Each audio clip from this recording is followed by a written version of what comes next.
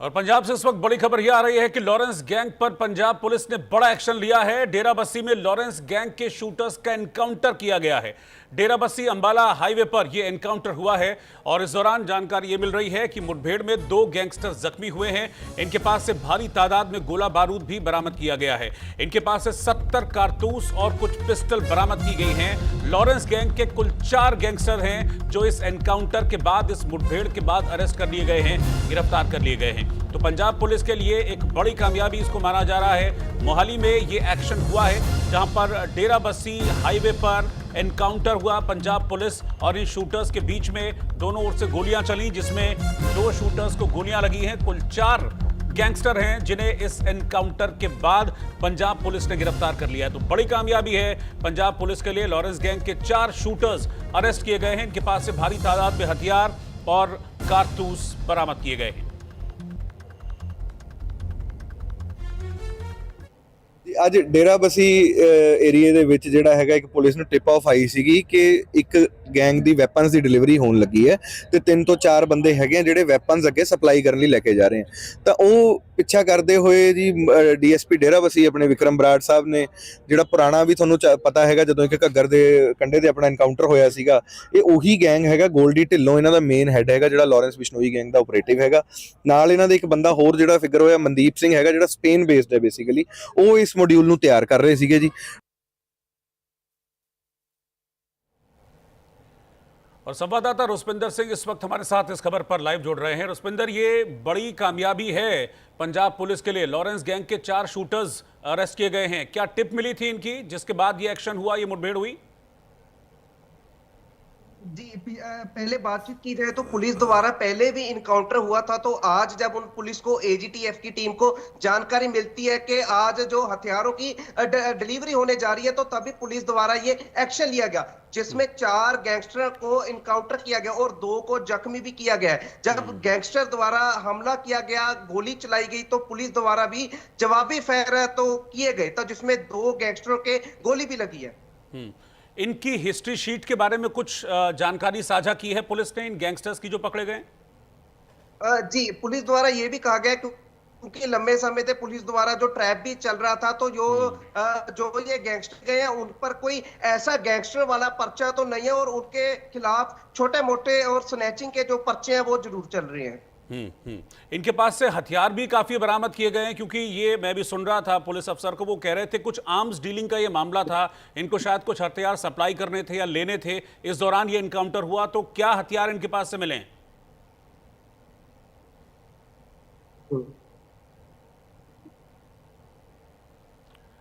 शुक्रिया खैर आपका फिलहाल इस जानकारी के लिए। तो कई हथियार इनके पास से बरामद किए गए हैं। इनके ऊपर कई केसेस भी ऑलरेडी पहले से दर्ज हैं। इस मामले में फिलहाल 4 आरोपी हैं, ये गिरफ्तार किए गए हैं। चारों लॉरेंस गैंग से जुड़े बताए जा रहे हैं। इस बीच हांगकांग से एक बड़ी डरा देने वाली तस्वीर सामने आई। हांगकांग की 35 फ्लोर की बिल्डिंग में जबरदस्त आग लग गई और इस आग में 13 लोगों की मौत की खबर आ रही है। और यह भी जानकारी मिल रही है कि अभी भी कई लोग हैं जो इसमें फंसे हुए हैं। रेस्क्यू ऑपरेशन जारी है। ये तस्वीरें आप देखिए, जबरदस्त आग लगी थी, दोपहर के वक्त ये आग लगी, लेकिन अभी तक इस आग पर काबू नहीं पाया जा सका है। 35 माले की बिल्डिंग थी और इस बिल्डिंग में अचानक से आग लगी और फिर आग फैलती फैलती पूरी बिल्डिंग को इस आग ने अपनी चपेट में ले लिया। शुरुआत में जब आग लगी थी तो यह खबर आई थी कि 3 लोगों की इसमें जलने से मौत हुई है, लेकिन जैसे जैसे आग का दायरा बढ़ता गया वैसे वैसे मरने वालों की संख्या में भी इजाफा हुआ है। अब तक 13 लोग इस आग में अपनी जान गंवा चुके हैं। जानकारी यह मिल रही है कि अंदर कई लोग अभी भी फंसे हो सकते हैं, क्योंकि काफी बड़ी ये इमारत थी, काफी ऊंची इमारत है। जैसा कि आप देख भी पा रहे हैं, यहां पर फायर टेंडर्स की टीम मौके पर पहुंची। पिछले कई घंटों से आग पर काबू पाने की कोशिश की जा रही है, लेकिन अभी तक पूरी तरह से आग बुझाने में कामयाबी नहीं मिली है। जबरदस्त आग ने इस इमारत को अपनी चपेट में ले लिया। हांगकांग की इमारत आप देखिए कैसे धू-धू करके जल रही है और आग की जो तस्वीरें हैं ये बेहद डरा देने वाली हैं, क्योंकि एक ऊंची इमारत थी। तो सवाल ये भी खड़े हो रहा है कि जो लोग हाइट पर रहे होंगे या टॉप फ्लोर वगैरह में रहे होंगे वो कैसे नीचे आ पाए होंगे। अभी तक मरने वालों की कुल संख्या कितनी है इसके बारे में डिटेल जानकारी सामने नहीं आई है, लेकिन अभी तक जो मौत का आंकड़ा सामने आ रहा है वो ये जानकारी दे रहा है कि 13 लोग अब तक इस हादसे में अपनी जान गंवा चुके हैं। इधर टीएमसी विधायक हुमायूं कबीर ने बाबरी मस्जिद बनाने का ऐलान किया तो सियासी बवंडर उठ गया। आज तनाव तब बढ़ा जब मुर्शिदाबाद के बेलडांगा में कई जगहों पर बाबरी मस्जिद की नींव रखने वाले पोस्टर्स लग गए। इस पोस्टर में टीएमसी विधायक हुमायूं कबीर को आयोजनकर्ता के तौर पर दिखाया गया था। मैं आपको ये बता दूं कि पोस्टर में लिखा गया था कि 6 दिसंबर को बाबरी मस्जिद की नींव रखी जाएगी। ये पोस्टर तब लगे जब मंगलवार को ही अयोध्या में प्रधानमंत्री मोदी ने राम मंदिर पर धर्म ध्वजा फहराई थी। इसके बाद ही पोस्टर्स लगाए गए तो बीजेपी भी भड़क उठी। बीजेपी ने कहा कि ममता बनर्जी के इशारे पर ही हुमायूं कबीर जैसे लोग हिंदुओं को डराने की कोशिश कर रहे हैं, हार के डर से मुस्लिमों को भड़का रहे हैं। लेकिन ममता ये समझ लें कि बाबर के नाम पर एक भी ईंट नहीं रखने देंगे। हालांकि पूरे विवाद पर टीएमसी ने अभी चुप्पी साधी हुई है। टीएमसी नेता इस पर डायरेक्टली कुछ भी बोलने से बच रहे हैं। लेकिन सवाल है, क्या बाबरी मस्जिद की बात कर वाकई मुसलमानों को भड़काने की कोशिश हो रही है? क्या बंगाल में चुनाव से पहले टीएमसी तुष्टीकरण की सियासत कर रही है? और सवाल यह भी खड़ा हो रहा है कि क्या मुस्लिमों को उकसाएंगे तभी बंगाल में वोट पाएंगे?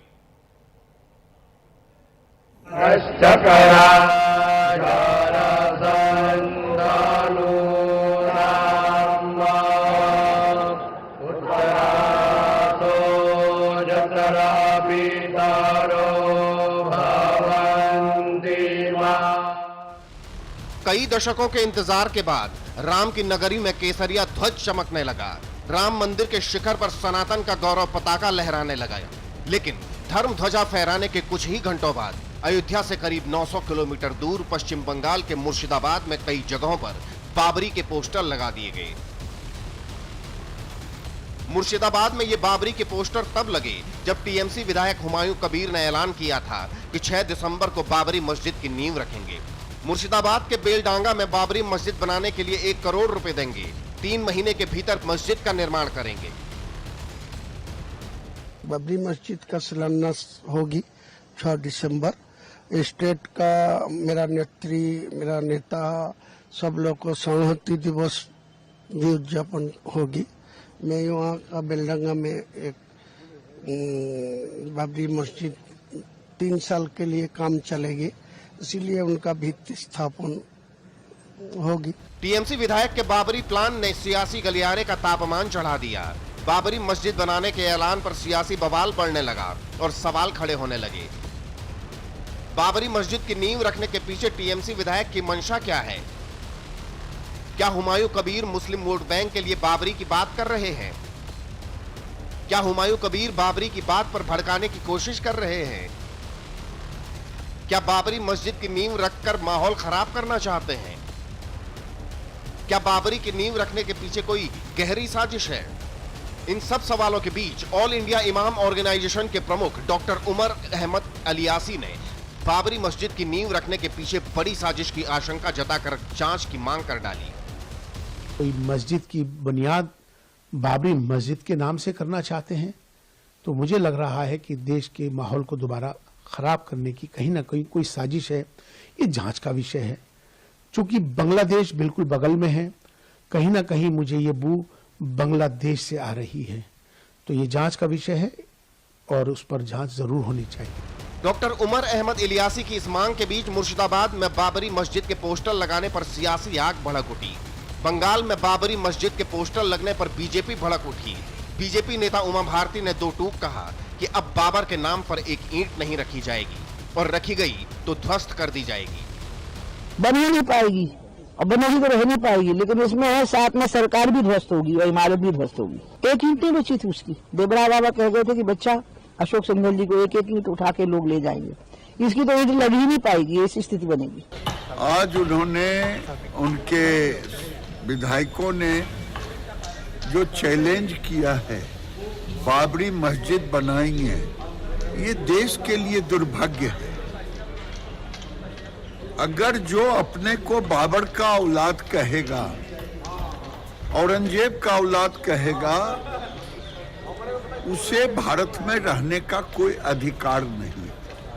देखिए, ममता बनर्जी और ममता बनर्जी का पार्टी का किसी विधायक का हिम्मत है तो एक बार बाबरी मस्जिद बना के दिखा दे। हम लोग कोई मस्जिद का या मंदिर का खिलाफ नहीं है, मंदिर मस्जिद झगड़े के विषय नहीं है, लेकिन बाबर की नाम पर फिर हिंदुस्तान में अगर किसी मस्जिद बनेगा तो पूरा भारत जाग उठेगा। हुमायूं कबीर के बाबरी प्लान को लेकर बीजेपी ने सीधा हमला ममता बनर्जी पर किया। टीएमसी की मंशा को सवालों के कटघरे में खड़ा किया। लेकिन इस बीच मुस्लिमों की रहनुमाई का दावा करने वाले असदुद्दीन ओवैसी की पार्टी AIMIM की ओर से बाबरी को लेकर बड़ा बयान आया।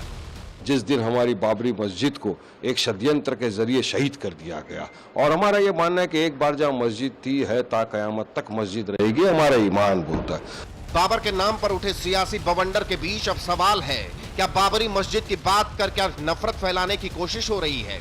क्या बंगाल में चुनाव है इसलिए बाबर वाला दांव खेला जा रहा है?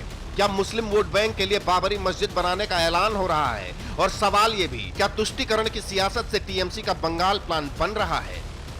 Bureau report, news India.